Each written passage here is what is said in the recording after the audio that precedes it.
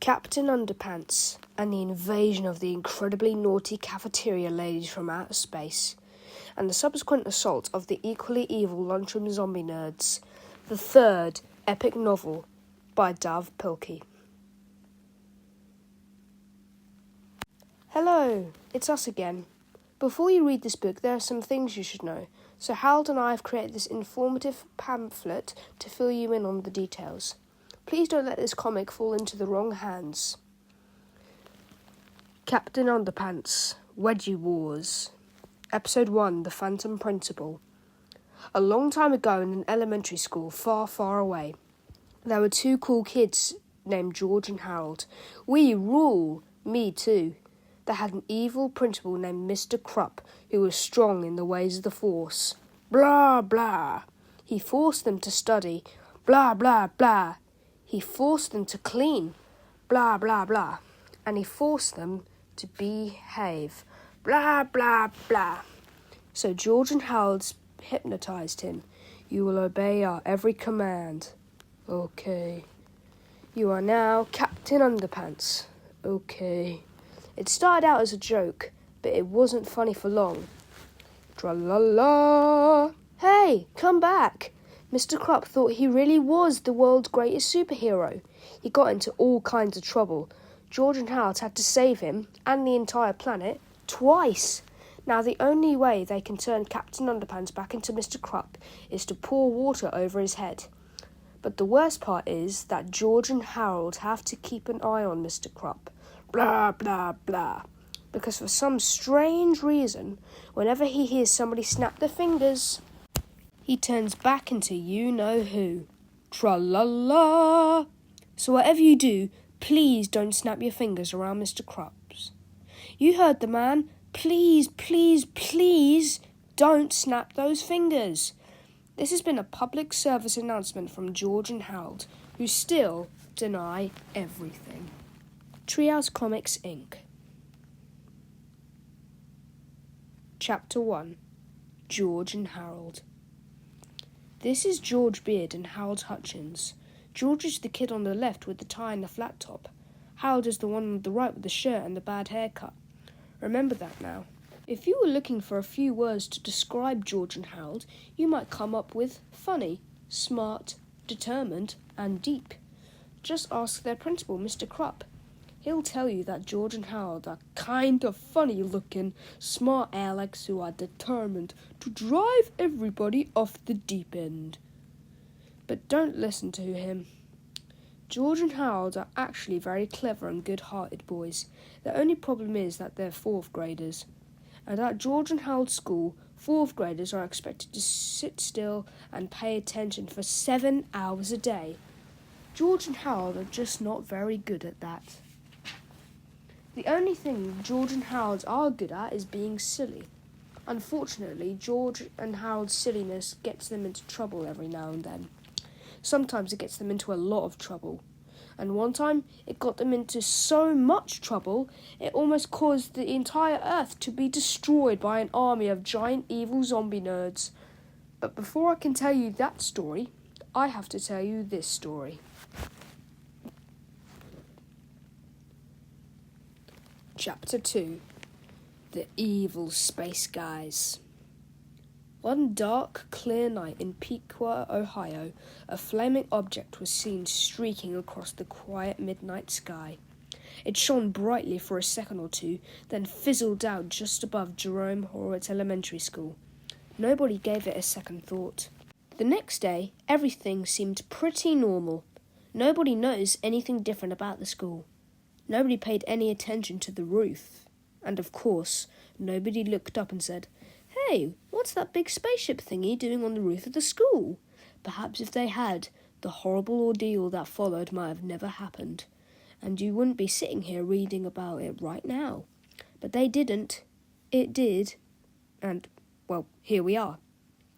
As we can all plainly see, there was a spaceship on the top of the building, and inside that spaceship were 3 of the most evil, hideous, and merciless spacemen ever to set foot on the roof of a small Midwestern elementary school.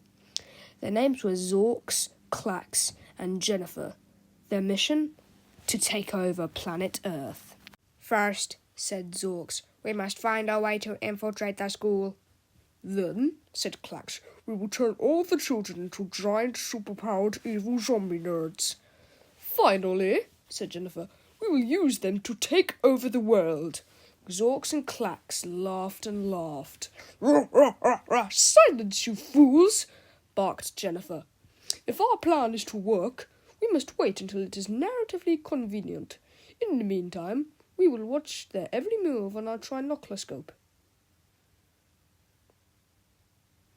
Chapter 3. Fun with Science. Early that same morning, George and Harold were sitting in their 10:15 a.m. science class, making silly noises. "Meow," George mewed softly, without moving his lips. "Growled Harold, without opening his mouth. "There it is again!" exclaimed their science teacher, mystified. "I distinctly heard a cat and a dog in here." "We didn't hear anything," the children said, trying not to laugh. I must be hearing things again," mystified, worried. "Maybe you should leave and go see a doctor," said George with concern. I can't," said mystified. "Today is the day of the big volcano experiment." The children all groaned. Ugh. Mystified science experiments were usually the most idiotic things on Earth. They almost never worked and were always boring. But today's experiment was different. Mystified brought in a large, fake-looking volcano that he had made out of papier mâche. He filled the volcano with a box of ordinary baking soda. "Baking soda is also called sodium bicarbonate," exclaimed Mystified. "Meow." Said Mystified. Did any of you children just hear, never mind." Mystified opened up a bottle of clear liquid. "Now watch what happens when I pour vinegar onto the baking soda," he said.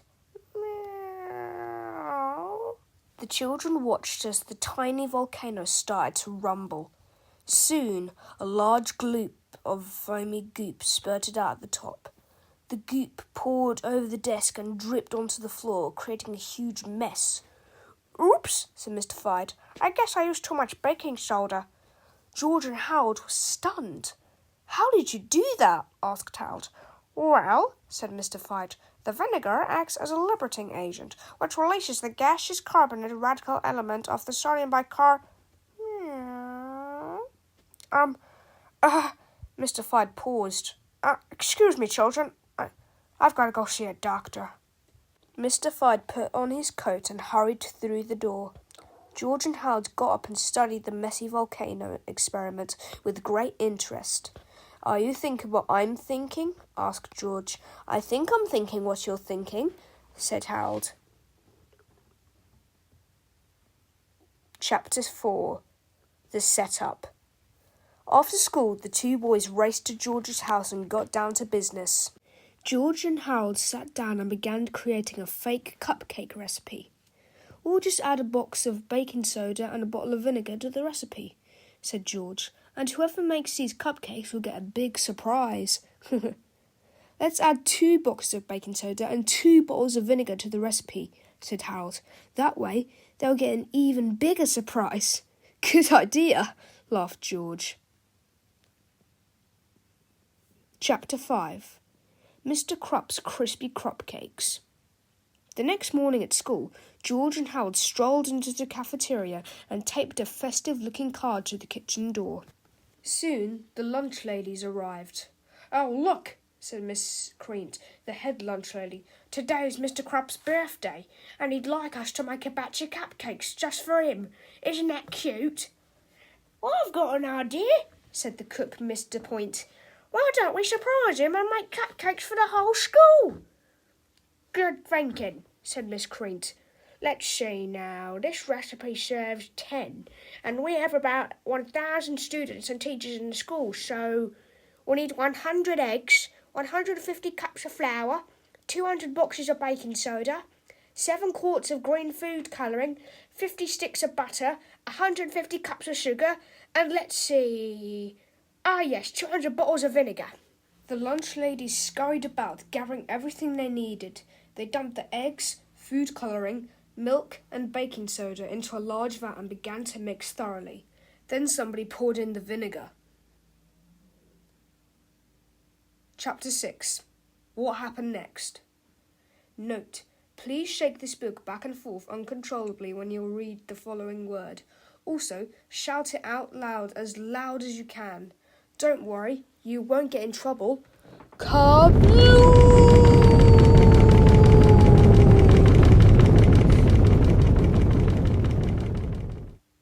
Chapter 6.5. Here comes the goop. A giant wave of green goop crashed through the cafeteria doors and splashed down the halls, swallowing everything in its path. Book bags, bulletin boards, lunchboxes, coat racks, trophy cases. Nothing could stand in the way of the gigantic green glob of glue. It travelled down the north-east and west wings of the school, covering everything from the drinking fountains to the text on this page. It squished into the lockers and squashed down the stairs. It billowed into and up. It wasn't long before the green goop began spilling into all the classrooms. "Uh-oh," said George. "Something tells me the lunch ladies made more than just one batch of Mr. Crupp's crispy Crupp cakes." But that was their idea, not ours," cried Harold. "Speaking of ideas," said George, "I've got a good one." "What?" asked Harold. "Run!" cried George. Chapter 7. The Wrath of the Cafeteria Ladies. The next afternoon, as cleaning crews sorted through the sticky green hallways and sticky green classrooms, the cafeteria ladies had a meeting with Mr. Crupp in his sticky green office. "But it wasn't even my birthday," cried Mr. Crupp. "We know you ain't nothing to do with this," said Miss Crete. "We think it was those two awful boys, George and Harold." "Well, duh," said Mr. Crupp, rolling his eyes. "Of course it was George and Harold. But do you have any proof?" "Proof?" said the lunch ladies. "Why, George and Harold are always playing tricks on us. Every day they change the letters around on our lunch sign. They put pepper in the napkin dispensers and unscrew the caps on the salt shakers. They start food fights. They go sledging on our lunch trays. They make everybody laugh so the milk squirts out of their noses. And they're constantly creating these awful comic books about us." Chapter 8. Captain Underpants and the Night of the Living Lunch Ladies. Late one Friday afternoon, the lunch ladies were cleaning up the cafeteria. "There's lots of half-eaten food in this trash barrel. We'll pour it and we'll serve it again next week. Waste not, want not." But while they were working, the janitor accidentally locked the school for the weekend. The lunch ladies were trapped inside. "Help!" They were forced to eat their own food to survive. Past the lips, and over the gums. "Look out, Tammy! Here it comes!" When the janitor returned on Monday morning, the lunch ladies were dead, victims of their own cooking. "Oopsie daisies." The janitor took the dead lunch ladies up the hill to bury them. That looks like a good place." But it wasn't. The apple tree was covering the rest of the sign that originally said "Bury dead stuff here," but the rest of the sign said "Warning, this hill is haunted. Whatever you do, don't bury dead stuff here." And just then, from one of the dead lunch ladies' tombstones, one of the lunch ladies' hands arose from the mud with a spatula in her hand. "Help! The lunch ladies arose from the dead. They're hungry for brains, and they just attacked the gym teacher." "But I thought you said they were hungry for brains. This looks like a job for Captain Underpants." "What seems to be the problem?" "Living dead lunch ladies." "Don't worry, I'll give them wedgies." "Oh no, wedgie power doesn't work on the living dead." They got into a big fight. "Ooh, ooh, ooh, ooh." Captain Underpants was faster than a speeding waistbird. "We're gonna get you!" More powerful than boxer shorts. "Yeah!" "Ha ha!" And able to leap tall buildings without getting a wedgie. Tra-la-la! Ah! But the lunch ladies were strong too. They ran faster than their runny meatloaf gravy. Come on, let's get 'em, girls. They were more powerful than the stench of their sloppy Joe casserole. And they could leap tall buildings with the gassy after effect of their Texas-style 3-bean chili con carne. Soon they were all on top of a building. "We've got you now, waistband warrior!" "Not so fast!" Captain Underpants pressed a button on his utility waistband, and out popped a roll of toilet paper. "Even the living dead can't escape the toilet paper of justice." Captain Underpants lassoed the Lecturon lunch ladies, but they had a trick up their sleeves. With a bottle of Lunch Lady brand Salisbury steak sauce, they poured the steak sauce on the toilet paper of justice. "Sss. We're free! Let's get him, girls!" "Uh-oh!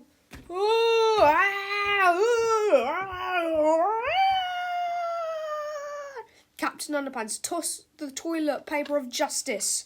Up it went, around the flag, and he swung to safety. Clunk, splash, sploosh. The lunch ladies weren't so lucky. Tra-la-la! Hooray for Captain Underpants! Treehouse Comics, Inc. Chapter 9. Quitting Time. "We're fed up with those two boys," cried Miss Creant.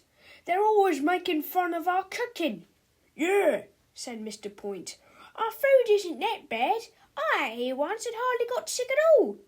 "Well, I can't punish them if you don't have any proof," said Mr. Krupp. "Fine," said the lunch ladies. "Then we quit." Ladies, cried Mr. Krupp. "Be reasonable. You can't just quit on such short notice." But the lunch ladies didn't care. They marched right out of Mr. Krupp's sticky green office, and that was the end of that. "Rats!" cried Mr. Krupp. "Now where am I going to find 3 new lunch ladies by tomorrow morning?" Suddenly there was a knock on Mr. Krupp's door. 3 very large women wearing lots of makeup walked into his office. "Hello," said the first woman. "My name is, Zork said. These are my, sisters, Clark said, and, Jennifer Ed. We've come to apply for jobs as cafeteria ladies." "Wow," said Mr. Krupp. "Do you have any experience?" "No." "Do you have any credentials?" asked Mr. Krupp. "No," said Zorkset. "Do you have any references?" asked Mr. Krupp. "No," said Jenniferette. "You're hired," said Mr. Krupp. "Wonderful," said Jenniferette. "Now our plan to take over the world is... our plan to feed the children healthy, nutritional meals is underway." The 3 new lunch ladies laughed horribly. Then they left Mr. Krupp's office and got started preparing the next day's lunch menu. "Well, that was easy," said Mr. Krupp. "Now to take care of George and Harold. Chapter 10. Busted. George and Harold were in study hall when they heard the dreaded announcement over the intercom.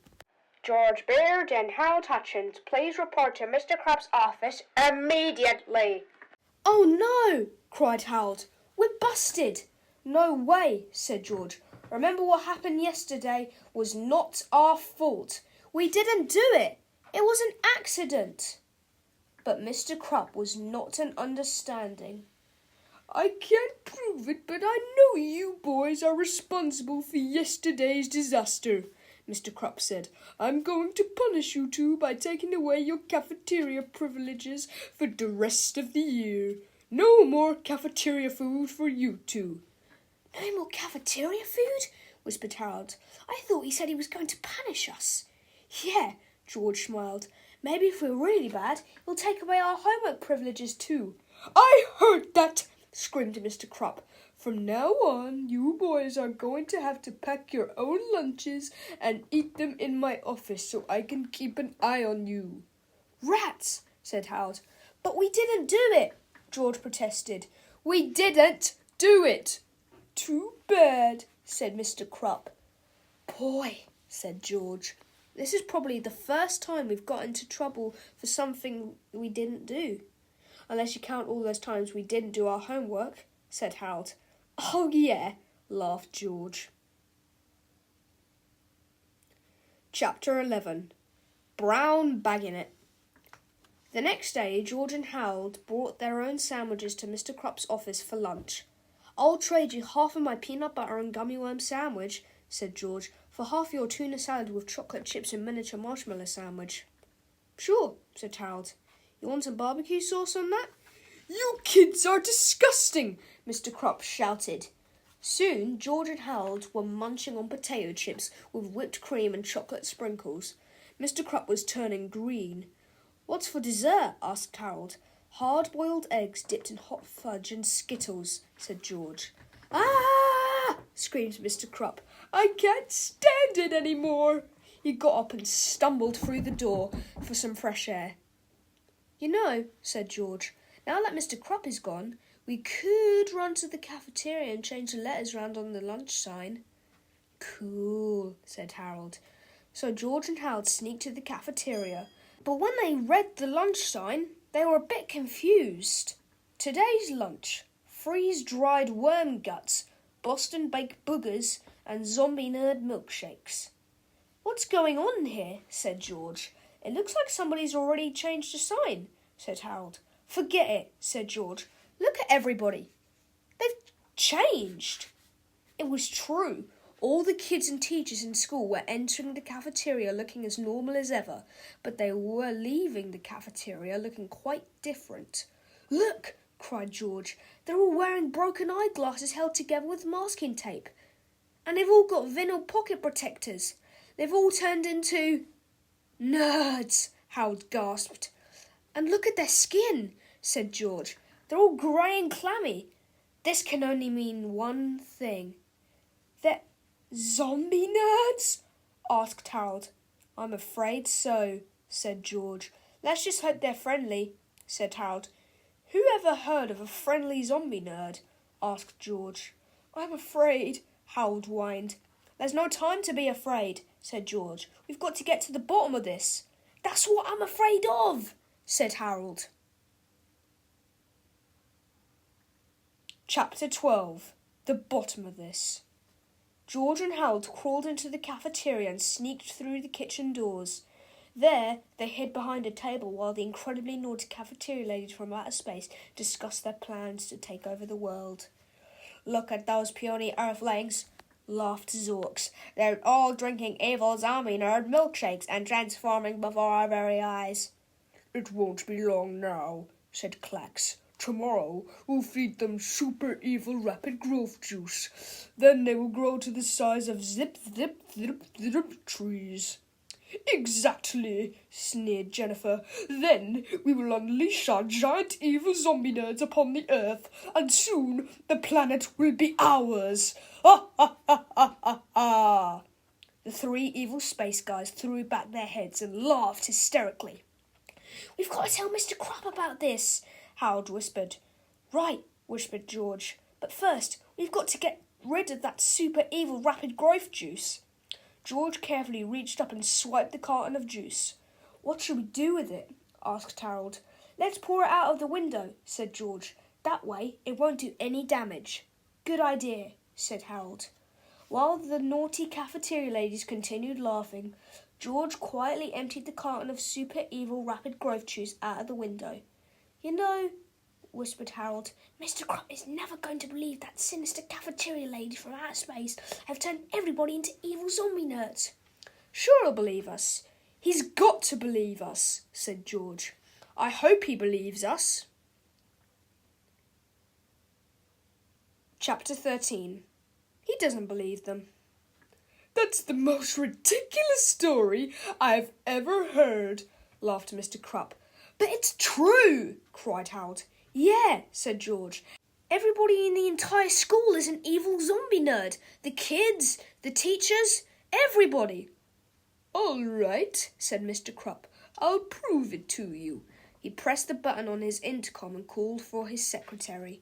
Soon Miss Anthrope entered the room. She was dressed in a pink polka dot polyester dress with orthopedic knee-high stockings and an ugly brown arch support loafers.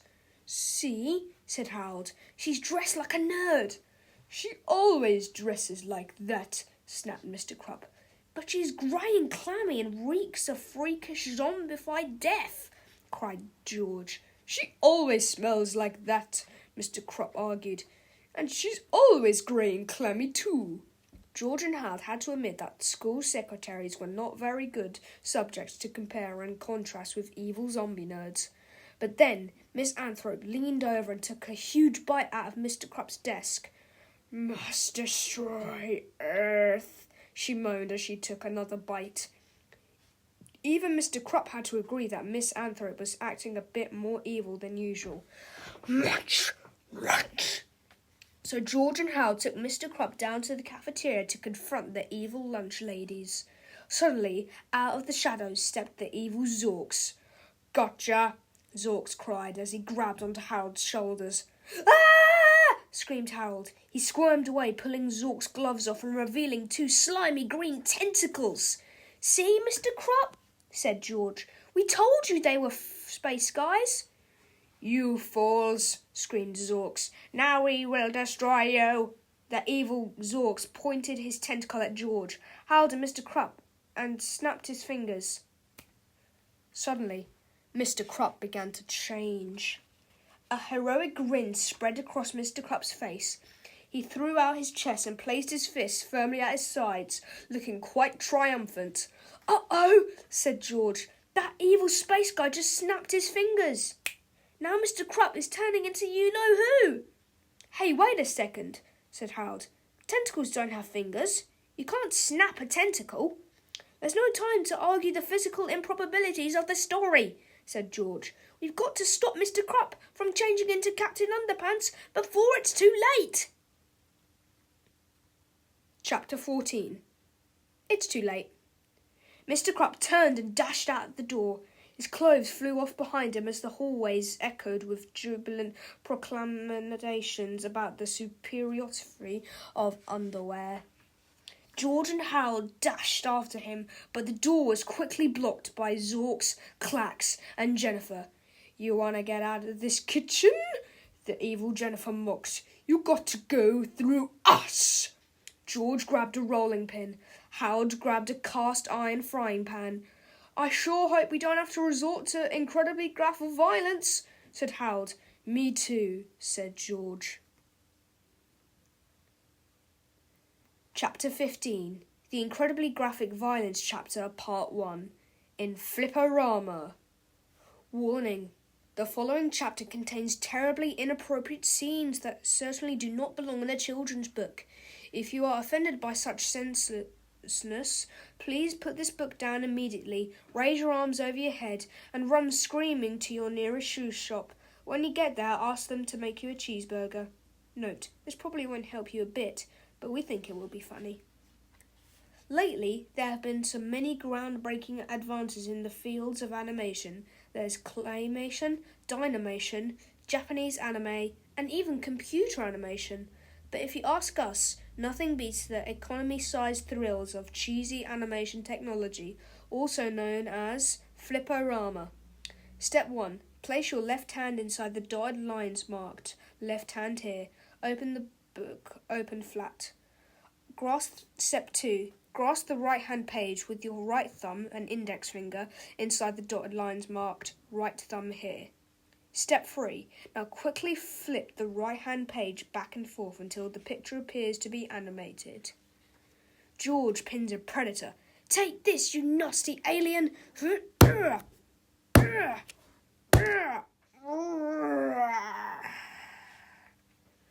Harold bonks a bad guy. "Take this!"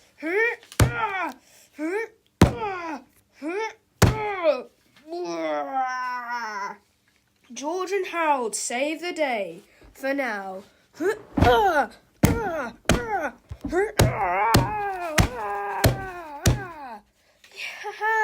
we did it! Chapter 16. The assault of the equally evil lunchroom zombie nerds.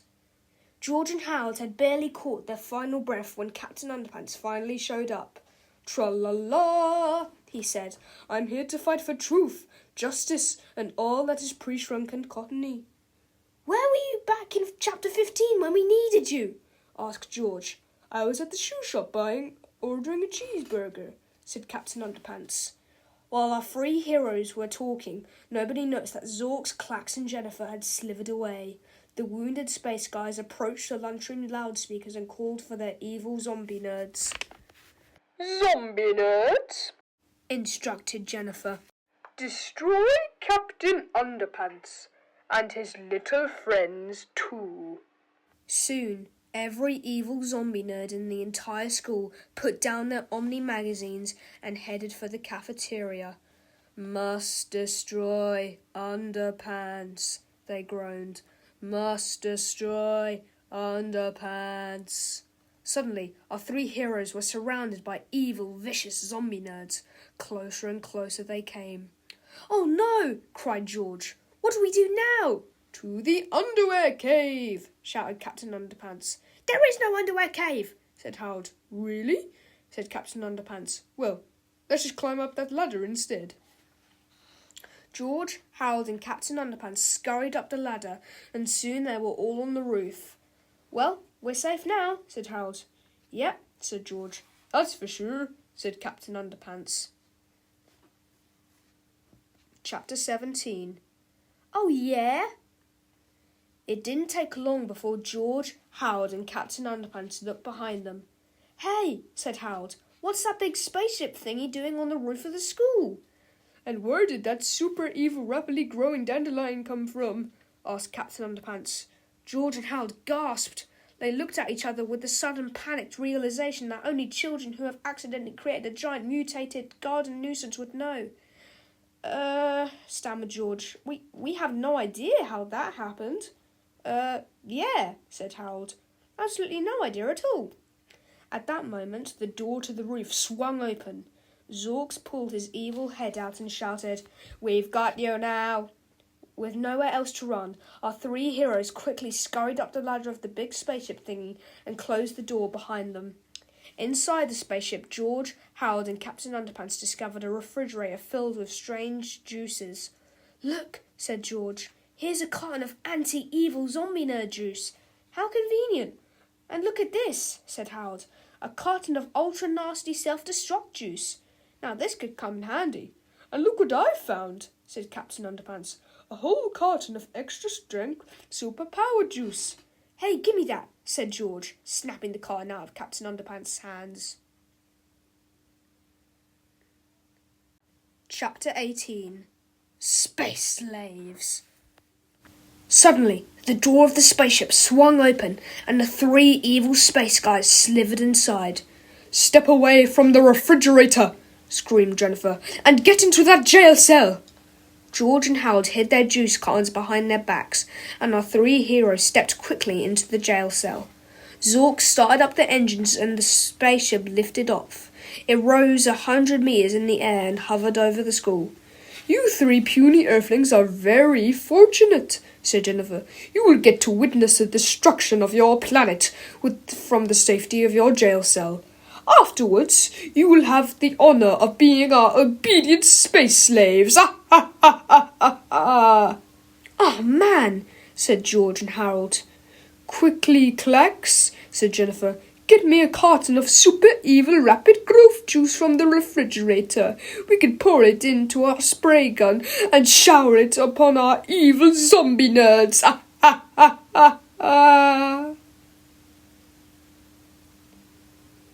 Chapter 19. The Big Switcheroo. Clax returned with a carton of super evil rapid growth juice and placed it on the control panel. "Soon," said Jennifer, "Earth will be ours." The three aliens threw back their heads and laughed. Suddenly, George got an idea. He whispered to Harold for a second or two, then he quietly reached through the bars of the jail cell and swiped Clax's carton of super evil rapid growth juice. George carefully peeled the label off the carton and stuck it over the label of his ultra-nasty self-destruct juice. While he was busy doing that, Harold reached through the bars and switched the label of the spray gun and the fuel tank. Finally, George reached through the bars and put his carton of ultra-nasty self-destruct juice, which now read Super Evil Rapid Growth Juice, on the control panel.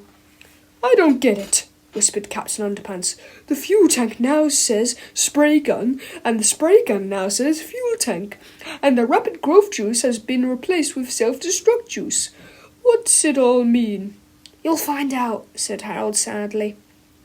When the three evil space guys had finished laughing triumphantly, Jennifer reached for the carton that read Super Evil Rapid Growth Juice and poured it into the nozzle and that red spray gun. "Oh, I get it," said Captain Underpants. "That space guy didn't pour growth juice into the spray gun. He poured self-destruct juice into the fuel tank."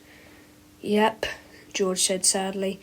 "And that means this spaceship thingy is going to explode into millions of pieces." "Right," said Harold gloomily. The spaceship began to sputter and shake as smoke billowed out of the control panels. Soon, sparks were flying and ceiling tiles were falling. Captain Underpants smiled proudly because he had figured out George's plan, but his smile didn't last for long. "Hey!" he cried. "We're in the spaceship thingy. What's going to happen to us?" "We had to sacrifice ourselves to save the world," said George. "I'm afraid we're not going to make it." "Of course we'll make it," cried Captain Underpants. "We've got wedgie power on our side." Chapter 20. The Great Escape. Captain Underpants grabbed a roll of toilet paper from the jail cell lavatory. "We can swing to safety on this," he said. "You can't swing on toilet paper," said Harold. "Sure I can," said Captain Underpants. "I did it in my last comic book." Captain Underpants opened the jail cell window and tossed the toilet paper into a tall tree below them. "Come on, fellas," he said. "Let's swing out of here before this spaceship explodes." "That toilet paper won't hold you," said George. "It's not strong enough." "Sure it is," said Captain Underpants. "It's 2-ply." George and Harold grabbed Captain Underpants' cape. "Don't jump!" they cried, but Captain Underpants wouldn't listen. He jumped through the window with George and Harold still clinging to his cape. "Ah!"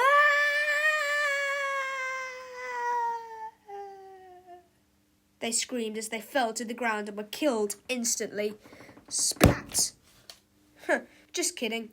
Of course, the toilet paper could not hold the weight of our three heroes, and for a moment it looked like they were doomed.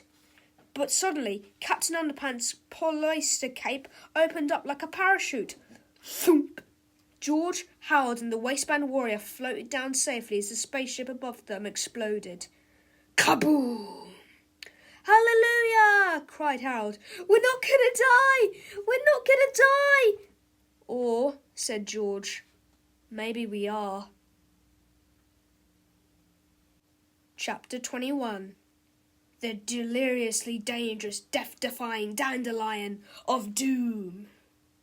George, Harold, and Captain Underpants floated downwards directly into the waiting jaws of the dandelion of doom. "Oh, man!" cried Harold. "We could have got killed in a cool exploding spaceship. But instead, we're going to get eaten by a dandelion. How humiliating." "Yeah," George moaned. "People are going to be giggling at our funerals." The dandelion munched Captain Underpants and swung at George and Harold around like a couple of rag dolls. The two boys flew off and landed on the roof of the school. "Help me!" screamed Captain Underpants as the dandelion of doom swung him back and forth. "What shall we do?" cried Harold. "I've got an idea," said George. "It's a bad idea, and I know we're going to regret it, but we've got to act fast. The fate of the entire planet is in our hands."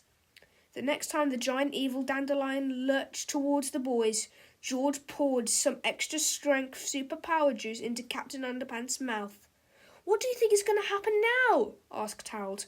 "I don't know," said George, "but I have a feeling it's going to involve incredibly graphic violence." Chapter 22.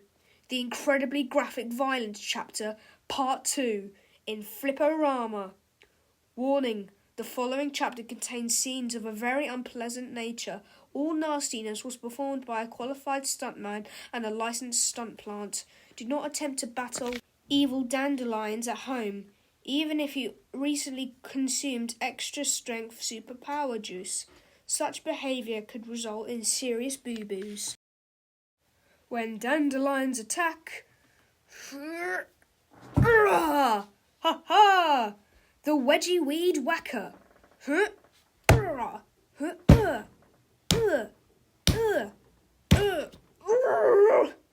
Hooray for Captain Underpants!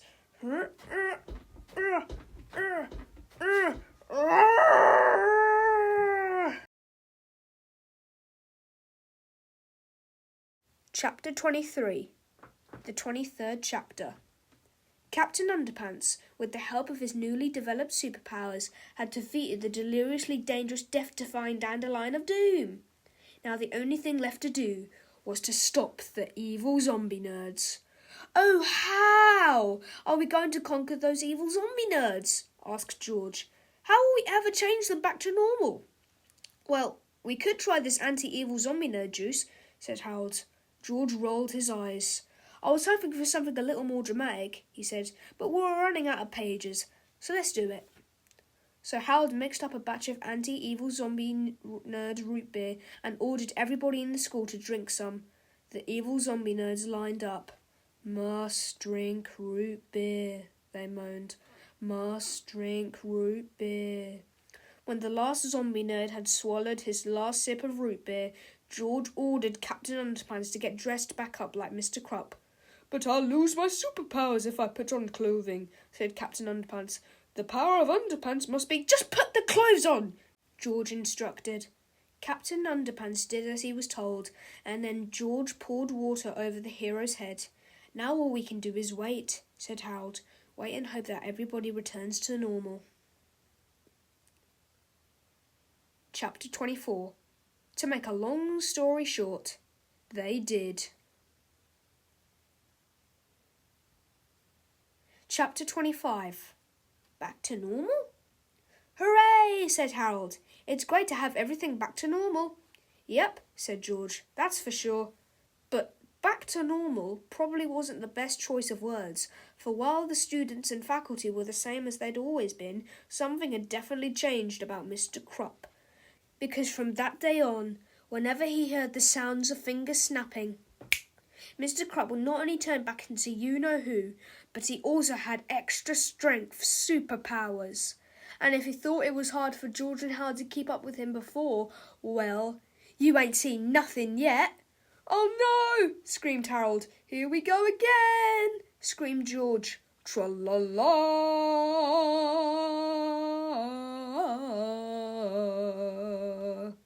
The end. However, don't miss out on the 4th epic adventure, Captain Underpants and the Perilous Plot of Professor Poopy Pants, coming soon.